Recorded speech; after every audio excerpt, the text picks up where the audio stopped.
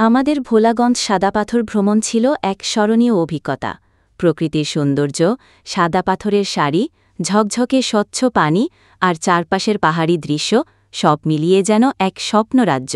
নীল আকাশ আর পাহাড়ি নদীর মিলনমেলা চোখে এক অদ্ভুত শান্তি এনে দেয়। নৌকায় করে পাথরের ভেতর দিয়ে যাওয়া, ঠান্ডা পানিতে শরীর ভিজিয়ে আনন্দ নেওয়া মুহূর্তগুলো আজও মনকে সতেজ করে তোলে। নৌকায় ওঠার ঠিক আগ মুহূর্তে আফরামনির বাবা মেয়ের হাত ধরে পানি ধারে হাঁটছে, আর আফরামনির মুখে তখন ভরপুর উচ্ছ্বাস, বাবার মুখেও স্নিগ্ধ হাসি। চারপাশেই স্বচ্ছ পানি, চিকচিক আলো, আর দূরে দাঁড়িয়ে থাকা নৌকা যেন তাদের অপেক্ষায়। বাবার শক্ত মুঠোই মেয়ের ছোট্ট হাতের উষ্ণতা, আর মেয়ের পায়ের শব্দ মিশে যাচ্ছে পানির ঢেউয়ের মৃদু সুরে। মাঝে মাঝে মেয়ে পানির দিকে ঝুঁকে কিছু দেখতে চায়, আর বাবা কোমলভাবে তাকে সামলে রেখেছে। বাবা আর মেয়ে দুজনে মিলে পানির মধ্যে বসিয়ে ছোট বড় নানান রকমের পাথর কুড়িয়ে এনে কিছু একটা বানানোর চেষ্টা করে। মেয়ের খুশিতে ভরা হাসি আর বাবার ধৈর্য নিয়ে সাজানো সেই পাথরের শিল্পকর্ম হয়তো খুব বেশিক্ষণ টেকেনি, কিন্তু সেই মুহূর্তের আনন্দ ছিল অপার। ভোলাগঞ্জে সৌন্দর্যের মাঝে ঠান্ডা স্বচ্ছ পানিতে বসে ঝালমুড়ি খাওয়ার মুহূর্ত যেন জীবনের এক অন্যরকম অভিজ্ঞতা।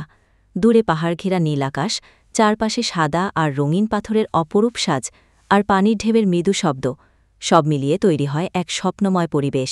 সেই পরিবেশে হাতে কাগজে ঠোঙায় ঝালমুড়ি নিয়ে, বন্ধু, পরিবার কিংবা প্রিয় মানুষকে সাথে নিয়ে হাসি ঠাট্টার মাঝে খাওয়া, মনে হয় প্রকৃতির কোলে বসে সুখের আসল স্বাদ পাওয়া যায়। এই আনন্দকে কথায় প্রকাশ করা কঠিন, শুধু অনুভব করা যায় হৃদয়ের গভীরে। পানিতে অনেকক্ষণ আনন্দ করে গোসল শেষ করে এলোমেলো চুল আর হাসি ভরা মুখে বাবা ও মেয়ে ঘোড়ার পিঠে উঠে বসেছে। ঘোড়াটি ধীর পায়ে এগিয়ে চলছে নৌকাঘাটের দিকে। দূরে পাহাড়ের কোল ঘেঁষে দাঁড়িয়ে থাকা সাদা পাথরের সারি, পানির মৃদু ঢেউয়ের শব্দ মিলছে ঘোড়ার খুরের ছন্দের সাথে। ভোলাগঞ্জে আমাদের সমস্ত আনন্দ এবং মুহূর্ত উপভোগ করার পর আমরা পদপন করি জাফলংয়ে, প্রাকৃতিক সৌন্দর্যের এক অপরূপ নগরীতে, যেখানে প্রকৃতি তার সব সৌন্দর্য ছড়িয়ে রেখেছে। জাফলংয়ে শুধু প্রাকৃতিক সৌন্দর্য নয়, এখানকার বাজারও পর্যটকদের জন্য এক আকর্ষণীয় স্থান।